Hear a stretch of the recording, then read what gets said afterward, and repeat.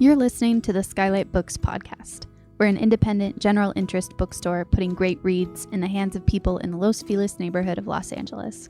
Hosted by resident Skylighters, we're here to bring you new and exciting author conversations, group reads, and bookseller chats. Happy listening. Hello, lovely listeners, and welcome back to SKYLIT. This is the SKYLIT Books podcast, and I'm your host, Hallie Perry. SKYLIT Books is an independent bookstore located in the Los Feliz neighborhood of Los Angeles, California. We are open every day, 10 a.m. to 10 p.m., or shop online at skylitbooks.com. Now, on to the show. Today, I'm here with Paul Tremblay, whose new book, The Pallbearers Club, comes out in July. Paul Tremblay has won the Bram Stoker, British Fantasy, and Massachusetts Book Awards and is the author of Growing Things, The Cabin at the End of the World, Disappearance at Devil's Rock, A Head Full of Ghosts, and the crime novels The Little Sleep and No Sleep Till Wonderland. His essays and short fiction have appeared in the Los Angeles Times, Entertainment Weekly Online, and numerous years' best anthologies. He has a master's degree in mathematics and lives outside Boston with his family. Welcome, Paul. Thank you so much. Happy to be here, Hallie. Yeah. So can you kick us off with a little reading from the Pallbearers Club? Yes, can do. So I'm going to read from the opening chapter. I won't read everything, so I'll skip around a little bit, so it'll be a fairly short reading. But this is from the opening chapter, which is titled, If I Told You. I am not Art Barbara. That is not my birth name, but at the risk of contradicting myself within the first few lines of a memoir, I am Art Barbara. Imagine my personage, the whole of me, I prefer that phrase to spirit or soul, exists in Plato's world of forms. That me, the one slicked in the amber of Greek philosophy, is Art Barbara. Sorry, Mom and Dad, the name you assigned was a valiant effort, but it does not sum up who I was, who I am, or who I will become. Art Barbara is bold, declarative, striking, and upon first hearing it spoken, your brow furrows, head tilts, and mouth smirks. Admit it, your face is in thrall and acting on its own. You might know a Barbara, or even an Art, but you haven't met, nor do you know an Art Barbara. I'm going to skip past like a paragraph of Art describing what his name sounds like in a Boston accent, which is, wonderful, but I'm going to skip over that part. I saw the name written on the bathroom wall of Club Babyhead, spring of 1991. The letters were capitalized, angular slashes of neon green ink, a cave painting glowing in the lovely darkness of the early 1990s. I have never forgotten it, and by the end of this memoir, neither will you. Isn't time strange? Time is not linear, but a deck of cards that is continuously shuffled. I will change all names to protect the innocent and not so. I will take great care to choose the names appropriately. As astounding and beyond belief the goings on to be detailed are, the names will be the only fictions. Beyond the act of communication, sharing my story, experience, and life, exploring fear and fate, and the supernatural, for the lack of a better word, and the unknown universe, big and small, vulnerable confessions and base gossip, perhaps a lame excuse or two for lifelong disappointments, and why I am and where I will be. The purpose is hope. Hope that one reader or 1,001 readers might empathize with the why behind the poor decisions I made, make, and most certainly will make. The chapter ends, and then right on the next page is a handwritten note left by a character that I'm sure we'll discuss, and I'll just read her opening paragraph. I assume you intended for me to find this. Maybe that's a lot for me to assume. Maybe it's not. I mean, you left it on your cluttered desk with a literal yellow bow tied around the manuscript. Holy shit, I'll bet I have a lot to say about this book based on the opening chapter. Art Barbara, Jesus, dude. We'll stop there. Thank you so much. Sure. It's really wonderful to hear that in your voice, too. We're so happy to have you here today. I guess I would love to start by just kind of talking about how you got to writing after studying mathematics and what that journey has kind of looked like for you.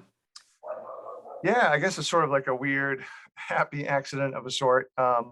As you mentioned, I went to grad school for mathematics, but right before I went to grad school, so my second semester, senior year of undergraduate, to fulfill some requirements, or a requirement, I should say, I ended up taking like an English 101 or a Lit 101 class as a second semester senior, which is kind of strange.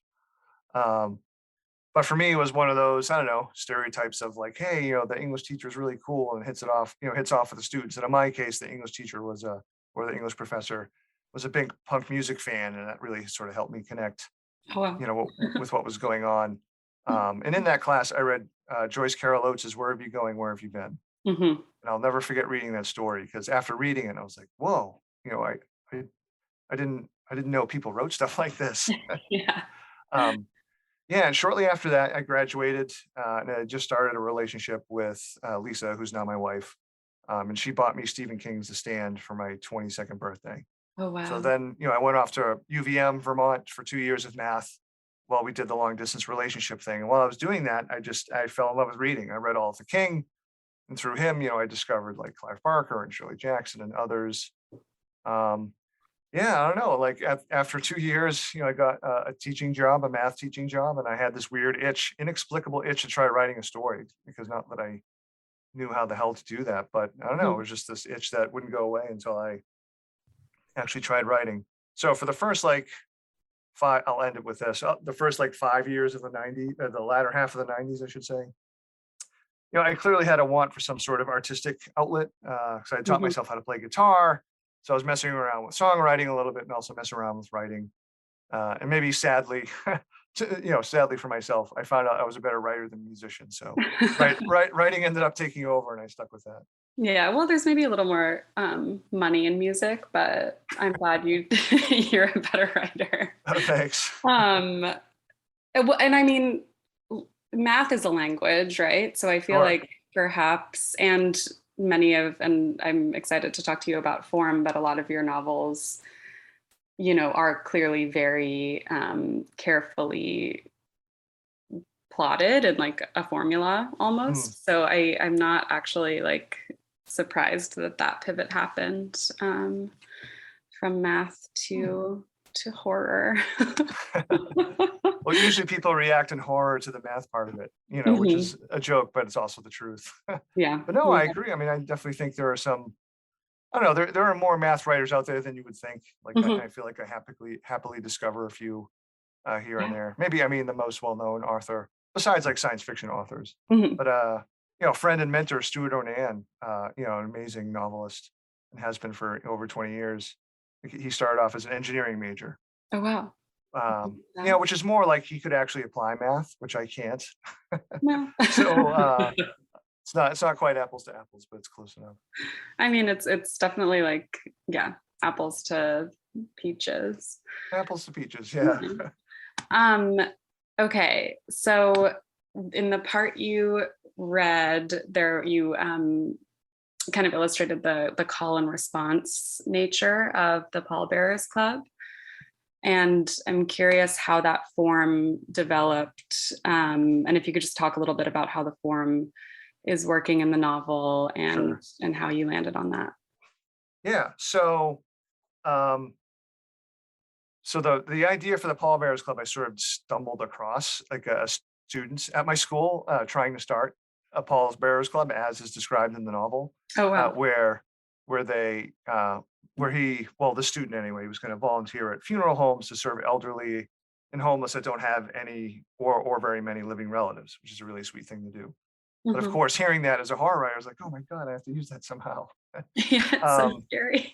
yeah, so I mean, this really.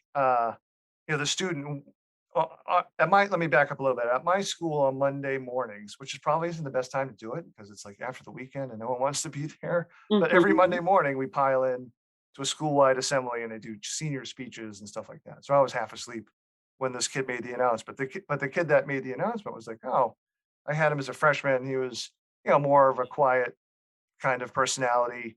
Um, certainly, not like not like the most popular kid in campus, not because of who he is, but just because of his quiet, sort of shy nature. Mhm. All of which to say is like when that happened, I sort of instantly thought about myself in high school, and sort of put myself into his shoes almost instantly. So I'm like, okay, I think this thing is going to be a found memoir where I'm sort of imagining some alternate history me who renamed himself Art Barber, apparently. That came later, um, as sort of the protagonist of this story. Um, It's funny. I didn't start writing the book right away. I just sort of let the idea sit there for a few Mhm. months because this Yeah. was like November of 2019 when the Pallbearers Club sort of title fell into my lap. Oh, wow. But I'd say shortly, at some point, I think I knew it came with knowing that there was going to be this strange person who shows up to the funerals as well. I was like, oh, because it's a found memoir, like who finds it? I Mhm. figured, the person that Art names Mercy finds it. I Yeah. was like, oh, she's gonna have to like, have her say. So that's how it really spun out of there.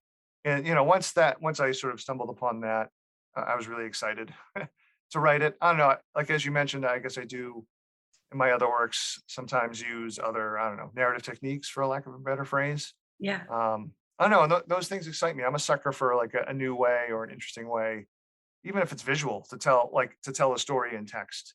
Mhm. With House of Leaves being one of my favorite books.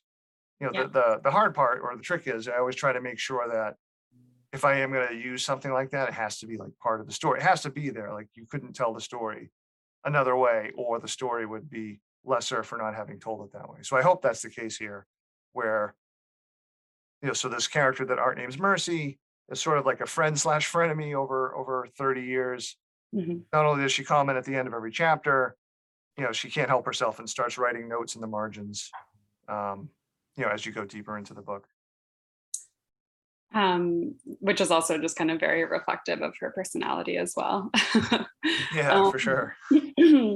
um, and so your novels just kind of generally often center around a relationship, um, or relationships between family or friends. How do you approach character building? Like, I know you said Art Barbara is perhaps a younger you. Where did Mercy come from? Um, it's a great question. So I think part of the fun, like with Mercy, was like I knew this was first person. Well, it was gonna be two first persons, but Mercy was gonna sort of be purposefully be vague about who she actually is or who Art claims her to be. I don't think that's a Mhm. big spoiler. So for me, that was I thought it was kind of freeing and fun for Mercy because really she only like to build her character. It's through what she does and obviously what she says in the margins. And like, we get Art's observations of her, but I feel like I could hide stuff about her background because of I guess because of the narrative format. Yeah. Um so that also meant like I needed her to have like a really strong voice and maybe Yeah. even overpowering in some ways. Um but it also fits their relationship too, I hope, sort of. I mean, Art's text is really sort of overwrought and at times self-pitying. Mhm. And I wanted it to be that way because, here is someone who's struggling, the daily struggle of what, just, not feeling confident when he's a teenager, and that sort of carries over into an adult. And I don't know, I wanted that to also reflect sort of the time period that most of this takes place in, like the 80s and 90s. I wanted the Art to sound almost as, mopey as a Bob Mould or a Cure song, Yeah. and Mercy's there to sort of call him on his bullshit, but also try to, I don't know, she's really trying to help him, even though she's also maybe destroying parts of him too. Yeah, yeah. She because she has found it and is commenting, um, without his input, perhaps she does have Right. this strange power over the narrative, which is really fascinating, to watch that shift. Something you said was a nice segue. I was curious about how you manage, the kind of, what's the word? Like when you give the reader information, um, because I mean, you said you could keep a lot of her backstory hidden, but there are twists and turns and things that happen. How do you, when you're writing the novel, kind of manage the flow of information to the reader? Oh, that's a good question. I don't think I have anything concrete to say other than, I try to really go by feel. Yeah. Um, and usually I'll have some sort of scenes set in my head somewhat. Mhm. But say typically I know like the beginning of the story and the end, and that's really like getting from A to Z, all the middle parts. Yeah. Although I would say in this case the end was really vague. So this book, I feel like more than some others was kind of a challenge to write, even though so much of it was autobiographical Hmm. in ways that are obvious and maybe not so obvious. Hmm. So it became and Mercy helped, hopefully helped like keep things in line, like keep the story going. Yes. Even with that said, like my first draft I turned into my editor, I ended up cutting like 30 pages, um, or about 10,000 words roughly Hmm. of, and it was mainly, art whinging, I guess. Although there was, there was one big scene that I cut out that the the rules that were set up for the maybe supernatural occurrences in the book, there was a Hmm. scene that I cut that didn't really fit those rules, so I thought it was confusing, which it definitely was. Okay. So I don't know if I answered your question, but because I guess I sort of go by feel in terms of what is hidden and not hidden.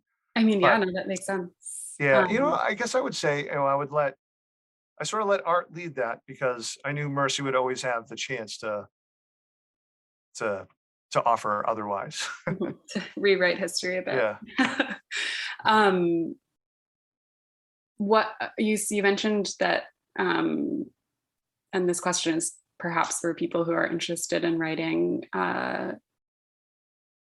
books that are not completely realism. The rules that you have in place. How do you develop those rules and enforce them in your writing? um, Geez, maybe that's where the math logic part comes in. Probably. Yeah, it's funny. Like, so I would say of the recent run of novels that I've written and published since 2015, Hmm. I feel like this. No, I feel this book certainly I think had the most sort of like wild out there potential supernatural. I mean, elements or as described in the book. Yeah. Compared to something like where a head full of ghosts that I wrote, yeah, it played with like a possession story, but I tried to really root it in realism. Hmm. Similarly with a few other books. So here, once like weird stuff happens, it gets really weird. So that was to me like one of the newer challenges of writing this novel was, trying to keep in my own head, like trying to keep it mysterious, but also sort of you know, have what art might describe as supernatural events have that at least follow some sort of pattern or logic. Hmm. Um, and like I said, so I ended up taking out like a big scene that actually I thought was quite effective by itself, but because it didn't really fit with the rest of the book, I think it would have been a mistake to include it. Um, yeah, so no, it was it was definitely a challenge. And part of it is, I don't know, I'm such a card carrying agnostic skeptic by day. Like when I do when I write novels, it's hard for me to commit to something really supernatural happening. Hmm. I think honestly is part of it. Um, because that part of me is in there. I try to chip away at that that skeptic's brain, and hopefully I try to imagine the reader's skeptic brain too. Yeah. Hopefully that means, oh, this feels somewhat realistic, like this could happen, Hmm. because we have a hard time identifying if something is supernatural is happening or not. Yeah, I was gonna the maybe is so powerful. I think just like quite simply to build fear in the reader, or maybe just me. Yeah, But no, I agree. the Thank you. question is what's scary. I think, like I don't know, when I'm watching a monster movie, it's like once the monster is revealed, it becomes less scary. Right. So yeah, so keeping that kind of like question alive is something that you do so well, Thank you. and is quite effective. Did you do any research for this book? Did you go to, um, did you act as a Right. pallbearer? Did you do anything? Good question. I didn't. Um, yeah, I didn't go to any funeral homes for that part of it. I don't know. I mean, I live in a very sort of Catholic New England. There's a ton of Catholics. You can't Mhm. can't swing whatever sort of implement you want to swing without hitting Catholic. So I've been to my fair share of wakes, Mhm. and stuff like that in New England. So I didn't feel like I had to do too much research there.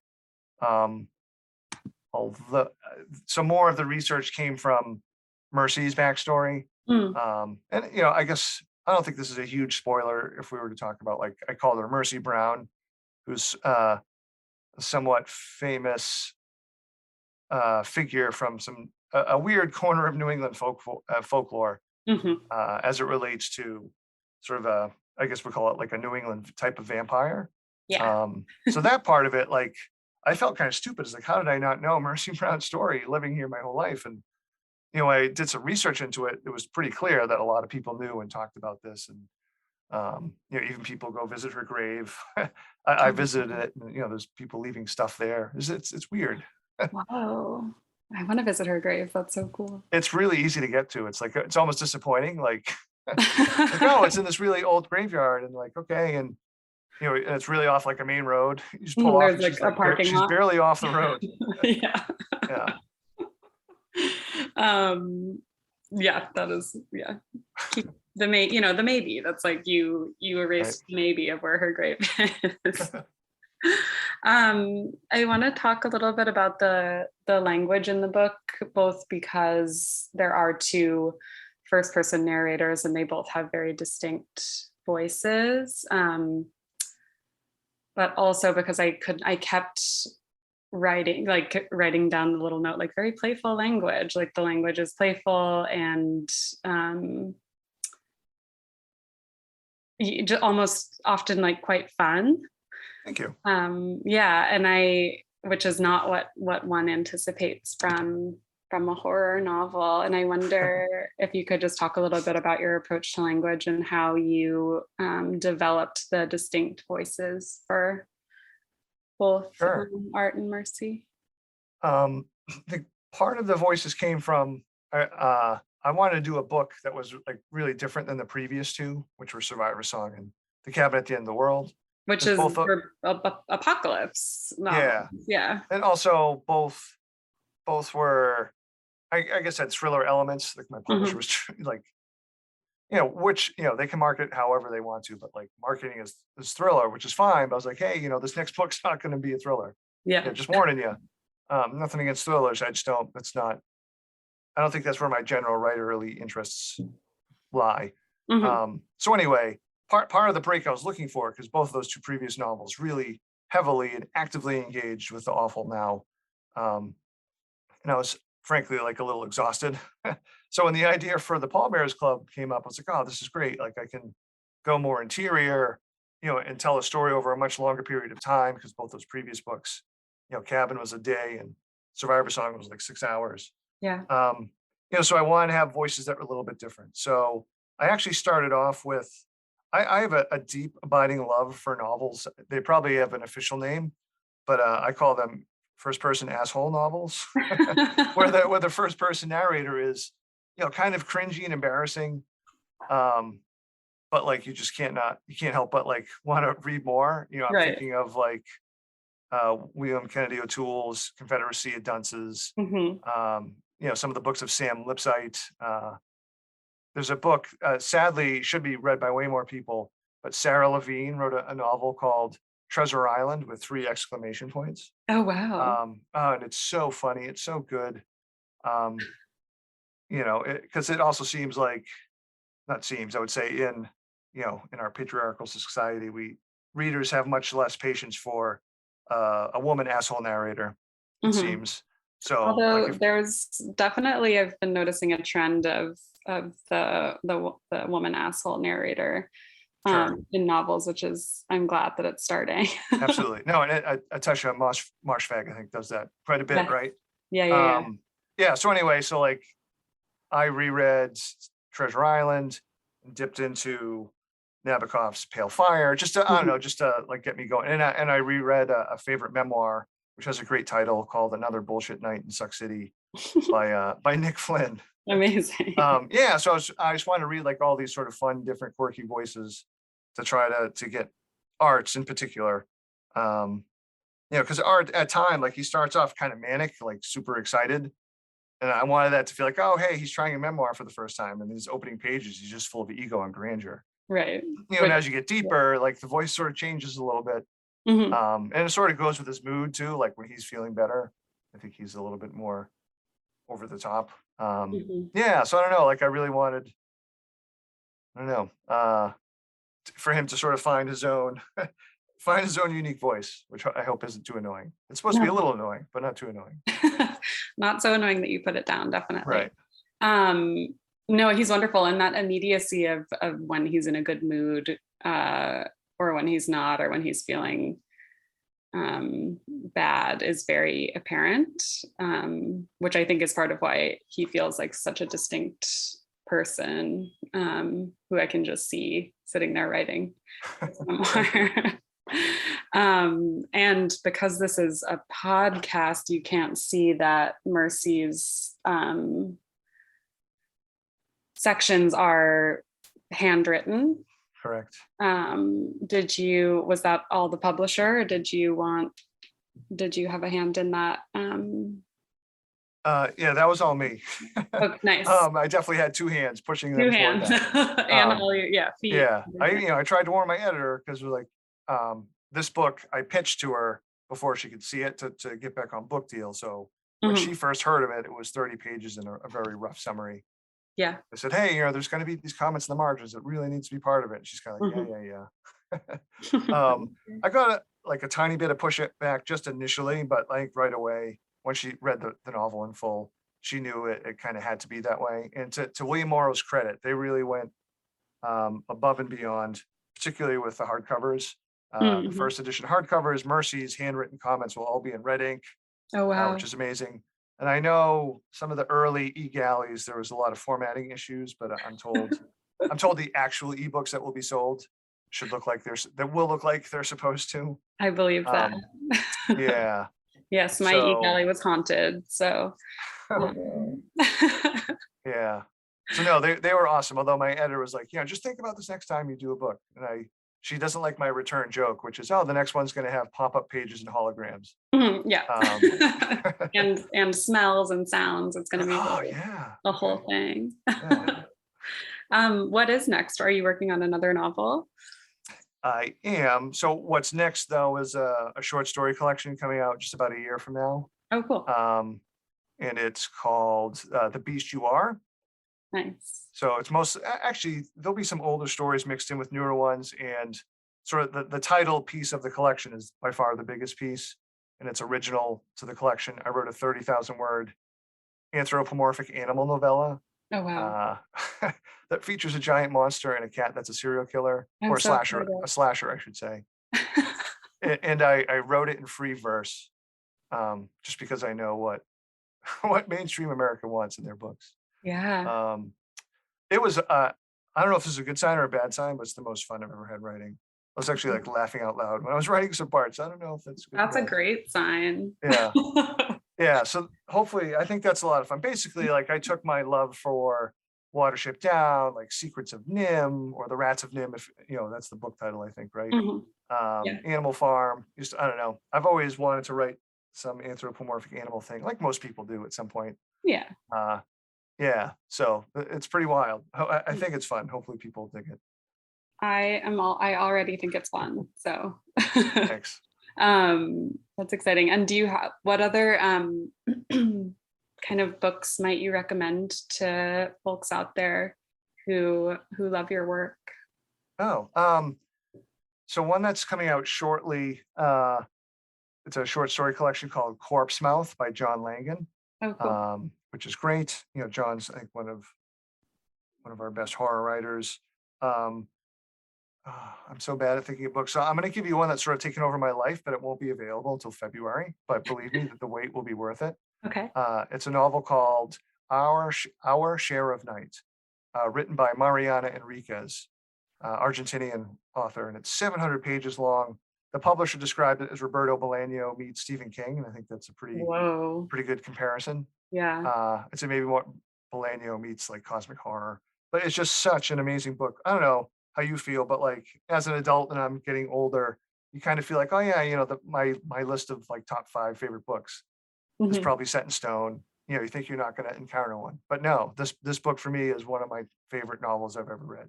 Oh, wow. It was just so exciting as I'll say it, 50-year-old to be like, oh, I can still find like my favorite novel. I mean, it's amazing. So look for it in February. In the meantime, though, if you have not read Mariana Enriquez before, read her collection, Things We Lost in the Fire, which is one of the best collections I've read in the last 10 years. Yeah, she's quite brilliant. I'm so excited. Absolutely. And also very excited for the Pallbearers Club, which I think by the time this airs will be out. Yeah, July 5th. July 5th. Yeah. So Future. again, today we had Paul Tremblay, whose book, The Pallbearers Club, comes out on July 5th, confirmed. Pick it up at SKYLIT Books. And thank you so much for listening. And thank you, Paul, for being here today. Thank you so much, Hallie. I appreciate it. Thank you for listening to the SKYLIT Books podcast series. Please don't forget to visit our website at skylitbooks.com and make sure to follow us on Twitter and Instagram. Also, don't forget to subscribe to this podcast for more author talks and bookseller conversations. You can find us on Podbean, iTunes, and Spotify. Stay safe and healthy, and we hope to see you back in our store soon.